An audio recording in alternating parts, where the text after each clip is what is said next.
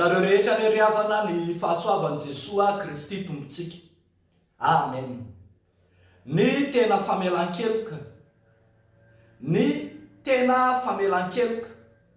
Zany no asongadony mofinainantsika an'io. Ao amin'ny bokin'ny Hebreo 9.1-10 hatramin'ny 10. Ny tena famelan-keloka. Rehefa mamaky ity mofinaina ity sika ry havana, dia mitantara ny fampitahana ny fisoronan'ny testameta taloha amin'ny fisoronan'ny testameta vaovao. Eto dia ambara eto ny filazalazana momba ny tabernakely izay mizara efitra roa voasasaka efitra lamba. Ny voalohany dia ilay antsoina hoe efitra masina izay anatanteran'ny mpisorona ny fanompoam-pivavahana hatrany hatrany. Etsy ankilan'izay kosa ny efitra masina indrindra izay apetraka ao amin'ireo singa na élément izay ahatsiarovana ny fivoahana tany Egypta sy ny fivezivezena tao an'efitra fa izay. Hitantsika ao anatin'io efitra masina indrindra io ohatra ny fahatsiarovana ny mana tany an'efitra, ny tehin'i Arona, ny vato fisaka izay nisy ny 10 ary hitantsika eo ihany koa ny fiaran'ny fanekena. Ao amin'io efitra masina indrindra io dia ny mpisorona be ihany no mahazo miditra ao manatanteraka fanompona mandoro ditin-kazo manitra indray mandeha isan-taona. Kanefa amin'izany ary dia tsy mahazo miditra ao izy raha tsy mitondra raha atao fanatitra. Io raha izay atao fanatitra io dia sady ho fanaterana ho fanatitra noho ny ota izay ananan'ilay mpisorona be, no ihany koa noho ny amin'ny otan'ny olona izay heverina fa ota tsy nahy na ota noho ny tsy fahalalana. Zany no atao ao. Zany hoe zany raha ny fisoronan'ny testameta taloha manontolo no jerena dia tsy misy hafa-keloka raha tsy mitondra fanatitra. Ny fanatitra no manamarina ny olona ary miankina amin'ny hadirin'ny fahotana na ny ota izay ataon'ny olona no habetsaky ny fanatitra izay ilaina ateriny raha teo. Ny fanohitra tanteraka amin'izany no ambaran'ny fisoronan'ny testameta vaovao. Raha ny marina tsy tena tokony afaka nisarahana. Manomboka amin'ny 11 ny fisoronana izay nataon'i Kristy amin'ny maha-mpisorona be azy. Raha i Kristy no mpisorona be dia tsy misy antony ilana ny sorona hafa na ny fanatitra hafa izay atao intsony. Tsy misy ilana ny fanatitra teo aloha intsony. Ireo fombafomba samihafa sy endrika hita maso samihafa dia efa voasaron'ilay fanatitra nataon'i Kristy avokoa. Ambara mantsy fa io Kristy io no mitondra famelan-keloka ho an'ny olona. Misy ny ota izay tsy hain'ny fanekena taloha avelo. Ohatra raha manao ota Fanahy noho ny fahafantarana ny zavatra anankiray kanefa mbola atao ihany ny olona ray dia tsy misy fanatitra mahafaka zany ota izany.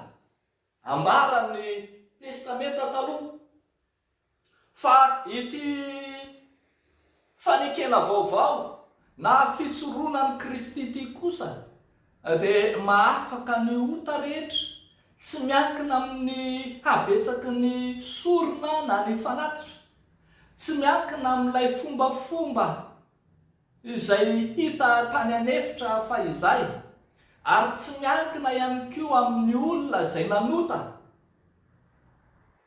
fa miankina amin'izy Kristy irery ihany. Izy Kristy no efa tonga mpisorona be ny amin'ny zavatra rehetra, efa nanatanteraka fisoronana lehibe lavitra, mihoatra lavitra noho ny an'ny mpisorona be amin'ny testamenta taloha.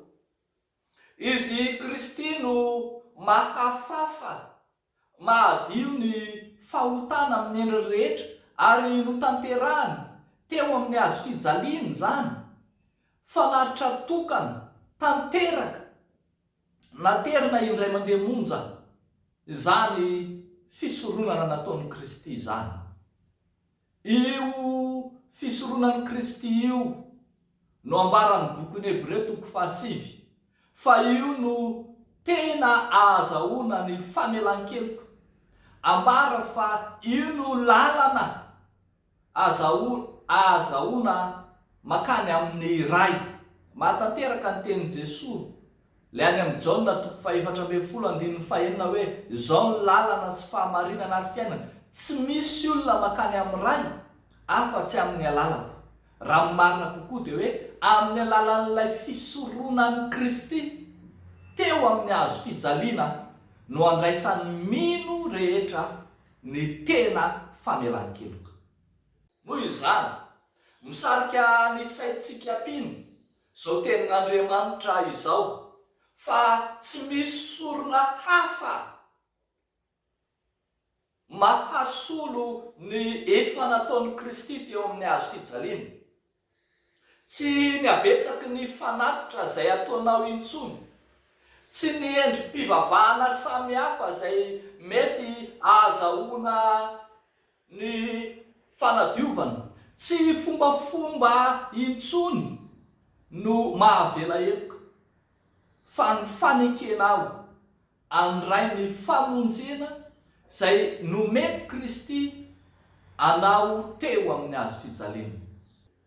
Ndeha ariavako iaina zany fiainam-panompony fanekena vaovao izany isika, ka tsy ametraka intsony ny finoantsika amin'ny fombafomba samihafa, amin'ny endrika ivelany, fa amin'ny fanadiovana anaty, amin'ny fanadiovan'ny Kristy lay tena mahavela heloka tokoa.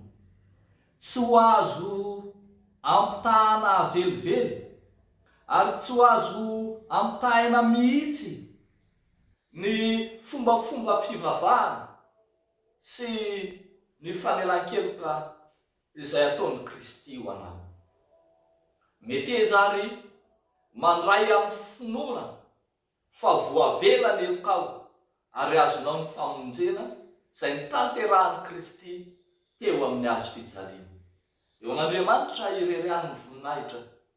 Amen. Ivavaka isika.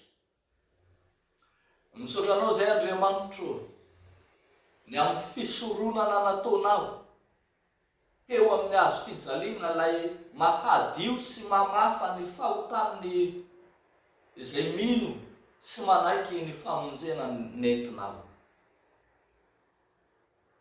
Tsy mahavonjy tena izahay, ary tsy mahavonjy anay ny hafa, fa ianao dia ianao rery ihany no loharano ny famonjena ho anay. Ka dia indronay Tompo, avy manatona anao amin'ny fanetreteny.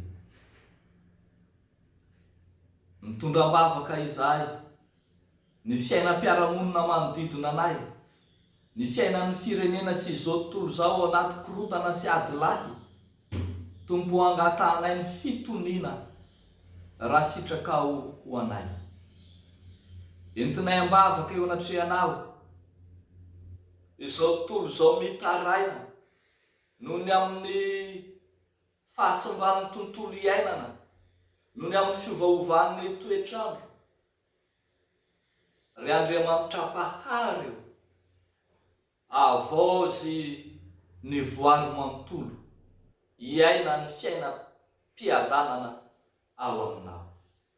Dia amin'ny anaranao Jesosy no anaovanay izany vavaka izany. Amen.